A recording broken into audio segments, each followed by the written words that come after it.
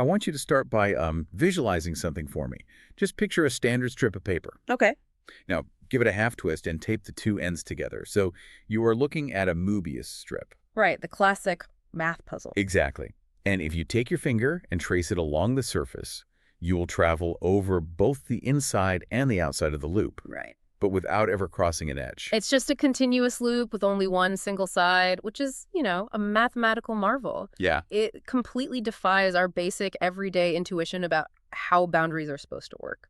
Like, in our physical reality, we expect a top and a bottom, an inside and an outside. obviously, yeah. But on a Möbius strip, those opposites don't actually exist.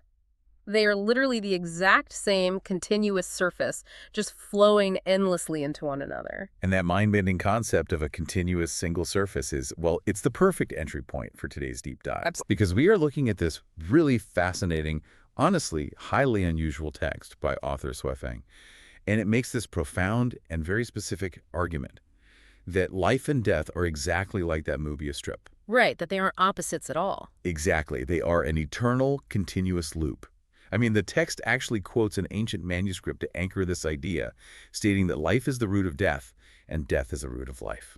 So our mission today is to thoroughly explore the author's claims about this continuous cycle, and we are looking at a massive scope of ideas here. You really are. We will examine the proposed origin of our most basic human instincts, dive into incredibly detailed, historically documented cases of reincarnation, and unpack what near-death experiences supposedly reveal about the mechanics of this transition. Yeah, and finally, we will break down a very striking theory presented in the text about how your physical brain structure might literally dictate where your consciousness goes next. Which is wild. It is. So whether you consider yourself a hardened skeptic who only trusts peer-reviewed biology or, a spiritual seeker looking for cosmic connections, this deep dive is going to fundamentally challenge how you view the mundane details of your everyday life. We are talking about your everyday instincts, the underlying concept of a soul, and even that weird, hazy feeling of déjà vu you get when you walk into a coffee shop in a new city.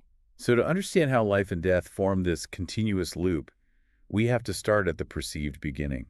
We really need to look at how we arrive in this world and why we act the way we do from day one. Right, because the source material's foundational argument is that birth is not a blank slate. You don't arrive empty.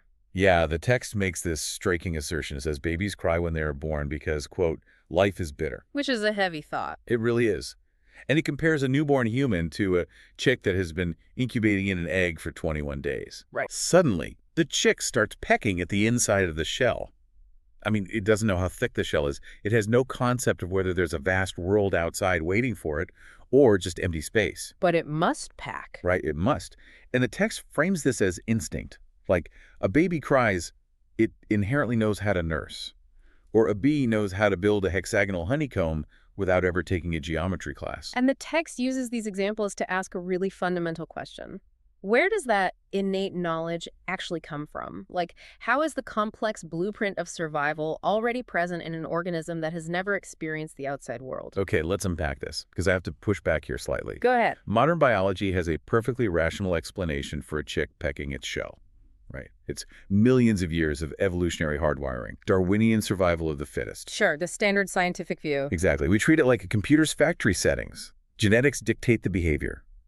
So how does the author justify ignoring basic evolutionary biology to claim this comes from some cosmic higher life? Well, the thing is, the author isn't necessarily ignoring genetics. Okay. Rather, the text treats genetics as merely the physical hardware. The argument is that the software running on that hardware, the instinct itself, is actually embedded in the structure of life by a higher life force. Oh, interesting. Yeah, the text frames Darwinian evolution as the mechanism of the physical carrier, but argues the animating drive behind that mechanism cannot be generated by dead matter. It requires a prior consciousness. Right. The code needs a coder. Exactly. If instinct is software embedded by a higher life, it implies the code was written before the organism was booted up. Our existence, therefore, did not spontaneously begin at the moment of birth. We are bringing pre-existing data with us. Precisely. But if this instinctual software is downloaded into us before birth, it forces us to ask a chronological question, right? Like, where was this data stored beforehand? Which leads us to the text attempting to track down the server, so to speak. Yeah, by looking at people who claim to consciously remember the before. And I want to note, the focus here isn't on vague feelings of familiarity or déjà vu just yet. No, not at all. The text anchors its argument in accounts that feature verifiable historical details that can actually be investigated. What's fascinating here is the sheer level of detail in these cases. Yeah, let's talk about the first one. So the text brings up this girl, Shanti Devi, from Delhi, born in 1926. Right. She seemed like an apparently normal infant. But at 7 years old, she suddenly starts telling her mother she used to live in the city of Mathura. A totally different city. Exactly. And she vividly describes her old house there. Now, my first instinct as a parent would be to think she's just playing make-believe, or maybe has an overactive imagination from a story she heard somewhere. Well, her parents assumed the exact same thing. They thought it was childish fantasy or potentially a psychological issue, so they took her to a physician. Makes sense. But the doctor ran evaluations and found absolutely no mental abnormalities, and the claims just didn't stop. Yeah, by age 9, Shanti was asserting her previous name was Luki, that she had been married, and that she had given birth to 3 children in Mathura. 3 kids. Yeah. At 9 years old, she's claiming this? Yes, and she detailed all their names, their ages, and their specific physical characteristics. That is so wild. And then it gets even crazier because a guest comes to visit Shanti's mother in Delhi. Right, the cousin. Yeah. Shanti looks at this total stranger and immediately declares, "This person is my former husband's cousin. He also lives in Mathura." And the guest was completely floored because he actually did live in Mathura. Her identification was entirely accurate. So the investigation escalates significantly from there. The Indian government actually formed a special committee of scientists, politicians, and journalists to look into this case. A very serious inquiry. They took this young girl who had never left the city of Delhi in her entire life on a train to Mathura. And the moment they arrive. Yes, as soon as she arrives at the train station, she starts greeting the local Mathura residents in their specific regional dialect. Which she had never formally learned. Never. She leads the government committee through the streets to a house, announces it as her former home, walks inside, points directly to an old man, and correctly identifies him as her former father-in-law. Incredible. She then recognized her 2 surviving children and described the nearby landscape and her old school with perfect accuracy. The investigative committee concluded they had no scientific explanation other than she was a reborn person. And the text provides several examples like this, spanning wildly different circumstances and geographies. It details the account of Svalrada Michaud. Oh, the bicycle one. Right. He was casually riding a bicycle, pointed to a house in a village he had never ever visited, and recounted incredibly specific events that had happened there decades prior. The text also notes he was resurrected 3 times, which is a whole other layer. Totally. And there is also the startling story of Gaspiel in India. Gaspiel falls severely ill and appears dead. He is placed in a coffin. Okay. On that exact same day, 35 kilometers away in a different village, a man named Yaki suddenly dies. At the exact same time. Right. Gaspiel then wakes up in his coffin, shocking everyone, obviously. But he now possesses the complete memory, appearance details, and entire life story of Yaki, a man he had never met, from a village he had never visited. It's like the text suggests the data transfer happened simultaneously. Exactly. Now, these spontaneous cases are highly compelling to the author, but the text also dives into cultures that have institutionalized the tracking of past lives. What's fascinating here is how it highlights the rigorous, formalized reincarnation process of the Tibetan Panchen Lama. Right, the search for the soul boy. Yes. This isn't left to a child's sudden outburst or a random memory. It's a highly structured theological test. The text details the search for the reincarnated soul boy of the 9th Panchen Lama. They don't just pick a kid who looks the part. Not at all. The selection committee demands the child practically prove their identity through object recognition. A boy named Wendu Gongbo Kedan was presented with a lineup of identical personal utensils. Wow. He had to accurately select the specific items used by the previous Panchen Lama. And he didn't just pick out a teacup either. The text notes he called out the name of a specific singer, Gajin Passan, directly from a crowd of strangers, despite having never interacted with him in his current incarnation. The sheer rigor of the selection process is what the text emphasizes. The monks started with 17 potential soul boys, narrowed it down to 6, and initially identified a boy named Quintenge Longre Gyatso as the prime candidate. But something happens to him, right? Tragically, yes. That boy died suddenly of an illness before he could be fully confirmed. the text makes a very specific theological claim about why he died. What does it say? It states he passed away because he wasn't the real one.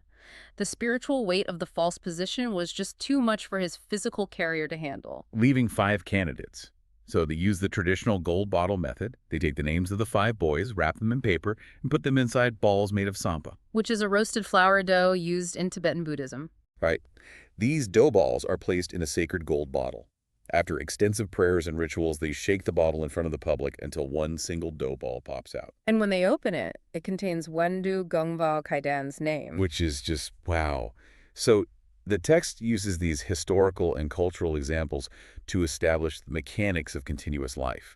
But it doesn't leave this as a distant cultural curiosity. Yeah. It brings the concept right into the everyday psychology of the reader. It really does. And this is where I want to talk directly to you, the listener. Have you ever walked into a room or visited a foreign city and been hit with an overwhelming, almost dizzying sense of déjà vu? We all have, I think. Right. Well, according to this text, that hazy subconscious feeling that you have been somewhere before is your embedded software glitching. A glitch in the matrix, basically. Exactly. It means that you were, in fact, a human being in your last life. And your current brain is accessing fragmented residual data from your previous carrier. But the author gets much more granular than just déjà vu. The argument is that your current emotional affinities, your unexplained aversions, and your innate personality traits are direct artifacts of your previous existence. Like with animals, if you have an intense, almost inexplicable love for a specific animal, or conversely a deep, irrational phobia of one, the text claims you were likely that animal in a past life. You don't have the human memories of a specific place, but you carry the instinctual, emotional connection of that biological carrier. Yeah. And consider your broad social attitudes.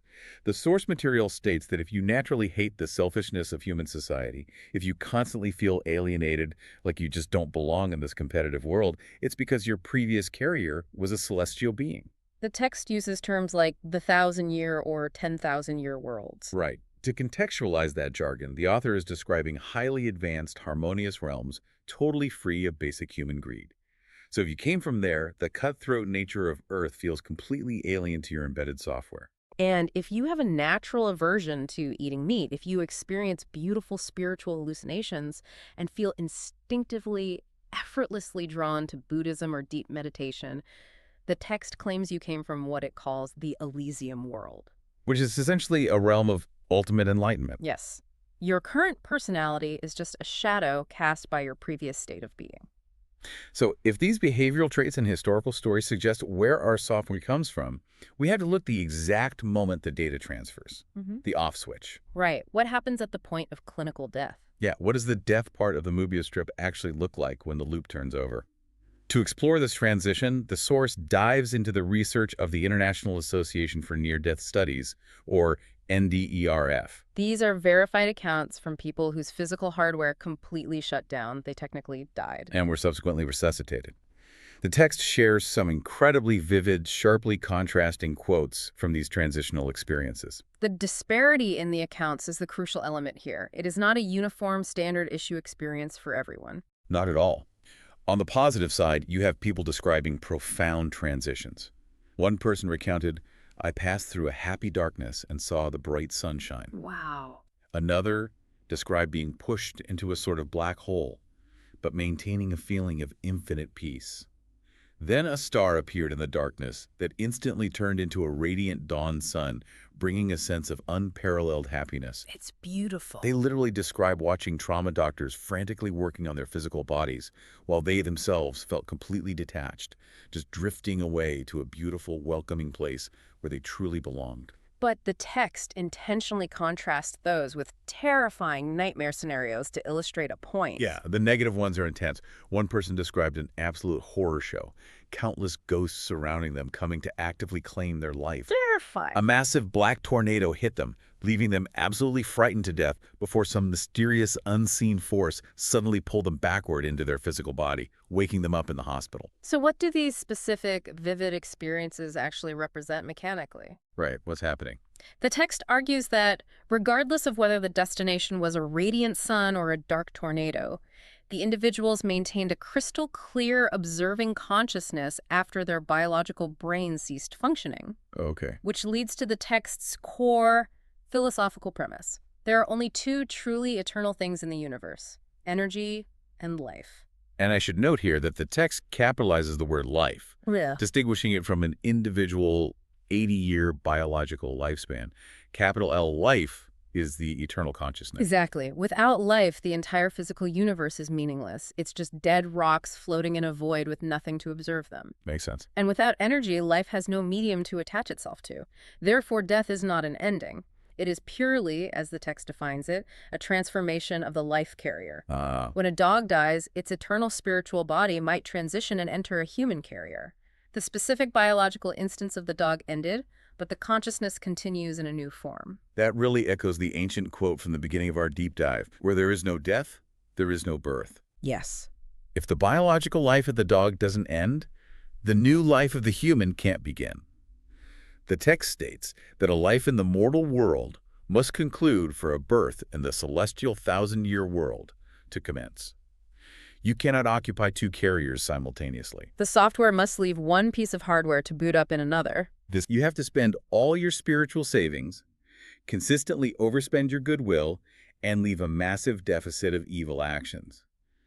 You essentially bankrupt your life account, and the universe repossesses your human status. And to achieve the ultimate upgrade, to become a Buddha or an enlightened being in the next cycle, you must consciously accumulate a different kind of wealth by owning nothing. Meaning what, exactly? The text stresses this isn't just about giving away your money or physical property. You cannot be obsessed with a specific ideological concept. Oh, interesting. You cannot hold on to petty disputes or grudges with people. You must practice absolute detachment, nonviolence, and purity of intake. Here's where it gets really interesting. I want to focus on how this daily accounting actually works, because we usually think of death as a sudden, isolated event, right? Yeah, like a car crash or a sudden heart attack. Exactly. But the text argues, quote, in life, there is death. Let's use a time-lapse photography analogy to understand this. Okay. If you take a high-definition picture of yourself every single day from the moment you were born until you are 80, and you compare yesterday's photo to today's, you will not see a single difference. None at all. The biological aging process is totally invisible day to day. But compare photos taken a year apart or 10 years apart, and the physical degradation is undeniable. Your body is technically dying every single millisecond. The incremental change is imperceptible, but the accumulated result is drastic. Right. All those invisible daily choices, how you spend your spiritual bank account, whether you forgive someone or harbor resentment, they build up gradually, just like cellular aging. And upon the moment of death, the final balance of that gradual buildup is suddenly realized and executed. Yes. Which brings us to the text's most wild, highly specific, and frankly controversial claim. Okay, let's hear it. The author argues that this spiritual buildup isn't just an abstract moral tally kept in some cosmic cloud server. Yeah. It claims it is a physical, biological reality inside your body. Specifically, it dictates the actual color of the neurons in your central nervous system at the exact time of death. Wait, really? Yes. So how does a moral choice actually change cellular color? Is the text suggesting that holding a grudge releases a physical chemical that literally stains the neurons over time? I mean, I struggle to see how being a good person changes the pigment of my brain tissue. Well, the text approaches this through the lens of frequency and vibration.